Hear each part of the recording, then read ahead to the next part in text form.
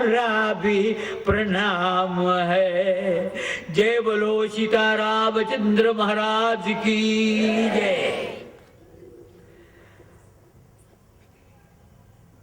తాటకకు ఒక్కసారి ఆకర్ణాంతల్లాగిన బాణం విసిరితే తాటక హృదయఛేదనం జరిగింది. వక్షస్థలం చీల్చిందిటండి రాముడి బాణం.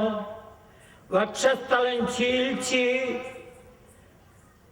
సరాసరి అవతలకి వెళ్ళిపోయింది. తాటక మరణించింది. తాటక అవధానంతరం రామచంద్రుణ్ణి లక్ష్మణుణ్ణి వెంట పెట్టుకుని ఈ అరణ్యమంతా ఇంత అలా చూడు రామా, తెల్లటి పోగులు కనిపిస్తున్నాయే అవన్నీ మహర్షుల యొక్క ఎముకలయ్యా. ఇక్కడ తపస్సు చేస్తుంటే ఈ తాటక వారిని అందరినీ సంహరించి తినేసింది. ఆ ఎముకలు అక్కడ పోగులుగా పెట్టింది. ఆ తాటక సంహారం కోసం నిన్ను ఈ దోవలో తీసుకొచ్చాను. దగ్గరకు వచ్చింది నా ఆశ్రమం, అటు వెడదామని. నా ఆశ్రమం ఇదేనని సిద్ధాశ్రమం అంటారు దాన్ని. సిద్ధాశ్రమ ప్రాంతానికి తీసుకుని వెళ్ళారు విశ్వామిత్రుడు. సిద్ధాశ్రమంలో సప్తాహ దీక్షగా యజ్ఞం ప్రారంభం చేశారు విశ్వామిత్రుడు. యజ్ఞం జరుగుతోంది. వరుణ ఇచ్చారు రామలక్ష్మణులకు. యజ్ఞ రక్షణ, ఈ యజ్ఞాన్ని రక్షించడం తెల్లవార్లు రేయింబవళ్ళు రాత్రి పగలు కూడా అలా బాణం పుచ్చుకుని రామచంద్రుడు లక్ష్మణుడు రక్షిస్తున్నారు. యజ్ఞం పూర్తవుతోంది. తాటక యొక్క తనయుడు తమ తల్లిని చంపారన్న కోపంతో మారీచ సుబాహులిద్దరు రాక్షసులు 7వ దినాన వచ్చారండి. వాళ్ళు 6వ దినాన నెత్తురు చల్లి నెత్తురు పారబోస్తే హోమగుండంలో నెయ్యి వెయ్యవలసింది నెత్తురు వేద్దాం, ఆ యజ్ఞం చెడుతుంది కదా అని వస్తే రామచంద్ర ప్రభు చూచారు. ఒకేసారి బాణం సంధించి వేస్తే సుబాహుడు వధింపబడ్డాడు. మారీచుడు 100 యోజనాల అవతల పడ్డాడు వెళ్ళి. ఎందుకంటే మారీచుడి చేత ఇంకా పనుంది, లేడి వేషం అది వేయించాలి. అట్లా మారీచుడిని బ్రతికించారు రాముడు. సుబాహు సంహారం చేశారు. విశ్వామిత్ర యాగ సంరక్షణం అయిపోయింది. విశ్వామిత్రుడి యాగ సంరక్షణం అయిపోయిన తర్వాత రామలక్ష్మణులను అట్లా కూర్చుండబెట్టి అందరూ భోజనాలు చేశాక ఋషులందరూ రాముణ్ణి చూడడమే పనిటండి. అట్లా రామ ముఖ సందర్శనం చేస్తూ ఉన్నారు. అక్కడికి కబురు వచ్చింది. ఏమని అని మిథిలా నగరంలో జనకుడి రాజ్యంలో జనకునికి కుమార్తె ఉందిట సీత అని. ఆమెకు వివాహం చేయడం కోసం వారి ఇంట్లో పూజింపబడుతున్న శివధనువుని ఎక్కుపెట్టిన వారికి ఇస్తారన్నట్ట. అక్కడికి ధనుర్యాగం జరుగుతోంది గనక అందరూ దయచేయవలసింది అని చెప్పి ఋషుల కోసం, రాముని కోసమే కాదు ఆ పిలుపు, ఋషులందరినీ రమ్మని ఎప్పుడైతే ఆ పిలుపు వచ్చిందో అంతా బయలుదేరారు. విశ్వామిత్రుడు రామలక్ష్మణులను వెంట పెట్టుకుని బయలుదేరి వెడుతూ ఒక నదిలో కాళ్ళు కడగమన్నాడు. దోవలో మార్గమధ్యంలో కాళ్ళు కడగడం ఏమిటి అంటే ఆ నది ఎవరనుకున్నావు? కౌశికి సత్యవతి మా అక్కయ్య. విశ్వామిత్రుడు అప్పగారండి. నది ప్రవహిస్తోంది. నీ పాదం కడుగుదామనే ఆమె నది అయింది. అందుచేత ఒక్కసారి కాళ్ళు దాంట్లో పెట్టమన్నారు.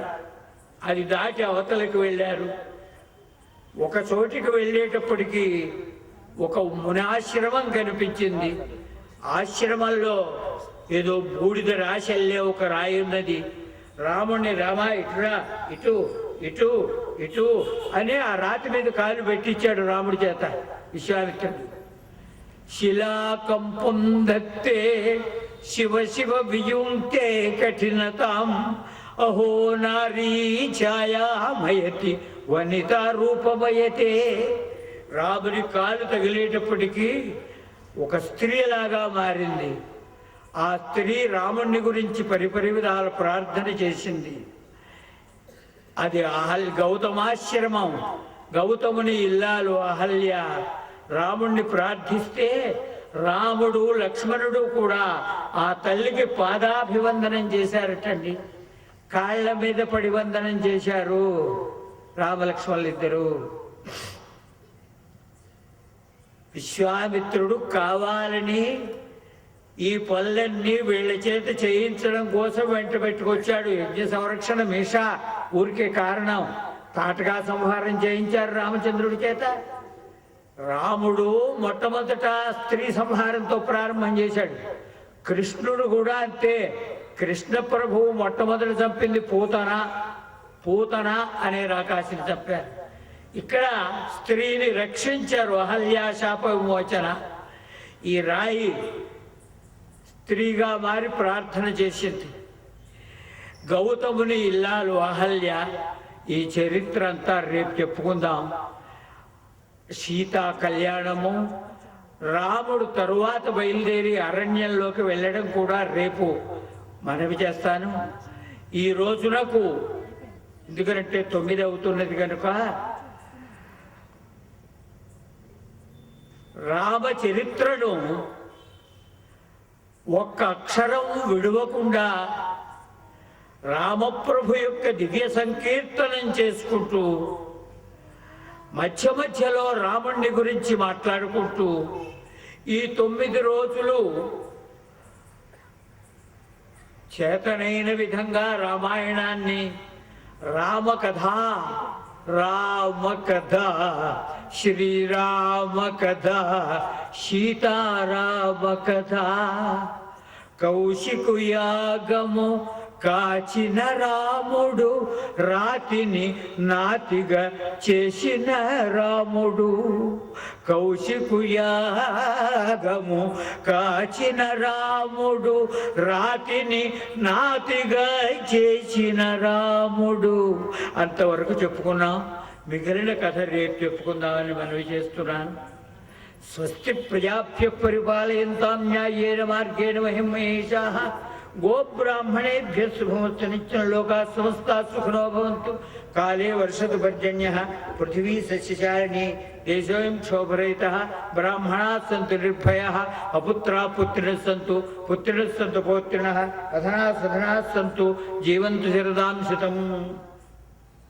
మంగళం కోసలేంద్రాయ మహనీయ గుణాత్మనే చక్రవర్తి తనూజాయ సార్వభౌమాయ మంగళం. వేద వేదాంత వేద్యాయ మేఘశ్యామల మూర్తే పుంసాం మోహన రూపాయ పుణ్యశ్లోకాయ మంగళం.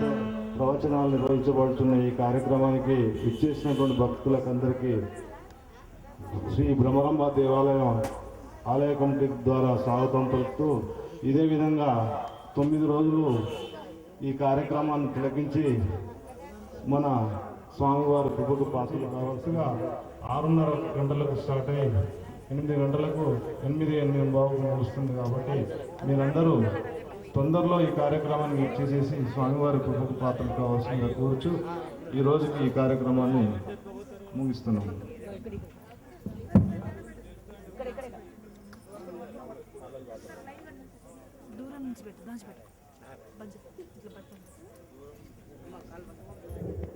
హలో